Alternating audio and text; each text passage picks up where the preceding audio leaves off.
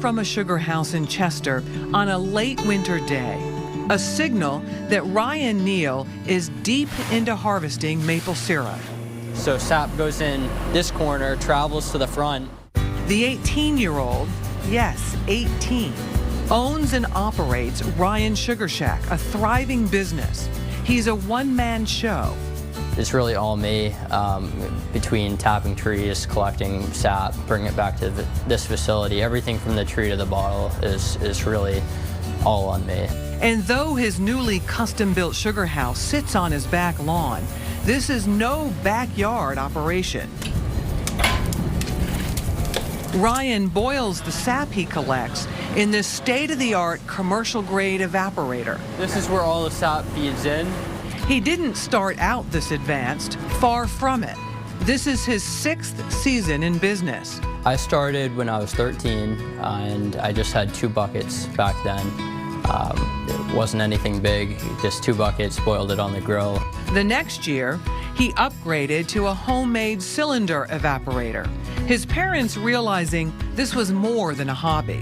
Next year, he taps about 50 trees with buckets. So now we're saying, oh boy, this is going to turn into something.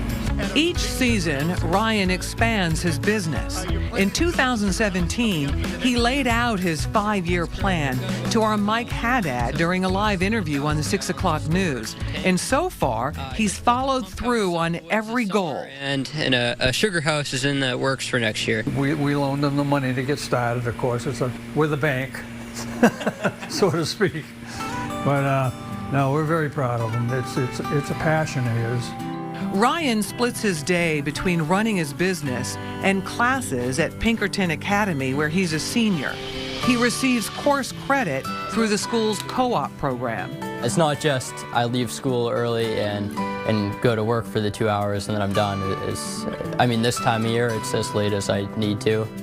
Working round the clock, often what it takes during the 2-month-long sugaring season.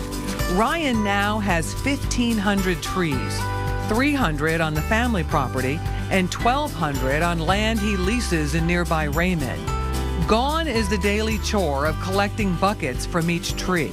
I eventually converted over to a tubing system, which is what all commercial operations use today. That's the syrup that you see in your grocery store. That's how that was produced.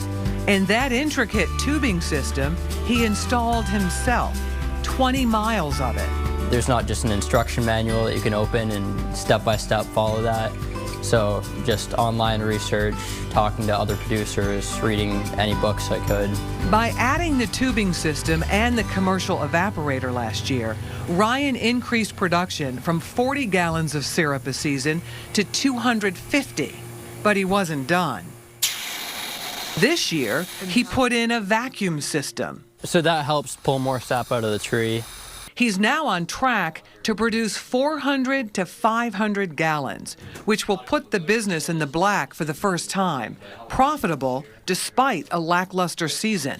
So for me in this area, I'm going to have a very bad season. A lot of other producers are in the same boat just because it was so cold the end of February and early March. Warm days and cold nights are ideal for sap production. This year, Mother Nature hasn't cooperated. It really is what it is. You can't be unhappy about it. Last season I had a great year, so you can't have good years every year. That's kind of the way I look at it. A shortened season doesn't affect the taste. Wow, that is good New Hampshire syrup. Some people say my syrup tastes different. A lot of people like it a lot more than the other syrup. I don't know if that's attributed to the different types of trees or just the geography of where I am. Most producers use sugar maple trees because of their high sugar content. Ryan uses a combination, sugar maples and red maples. His family's 6 acres, prolific with red maple trees, which require a lot more sap to get a gallon of syrup. Red maples do have a lower sugar content than the sugar maples do. They still make perfect syrup, very good syrup, but you just have to do more work. It takes about 70 gallons of sap from red maples to get 1 gallon of syrup. For sugar maples, much less. It's 40 to 1. That's what makes pure maple syrup pricey. the labor required to turn sap into that sweet, thick, gooey goodness.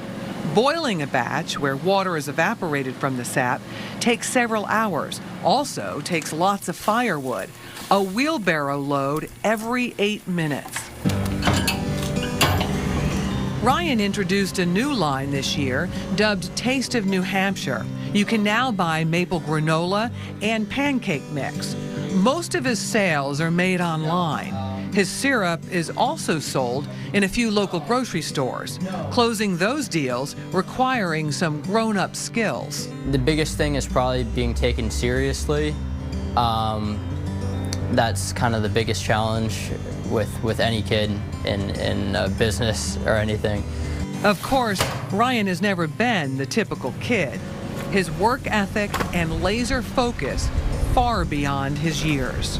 Most of the time I don't do the typical teenager things, but I think in the end I'm getting kind of a jump start on my professional life and hope that later in life it sets me up a lot better off.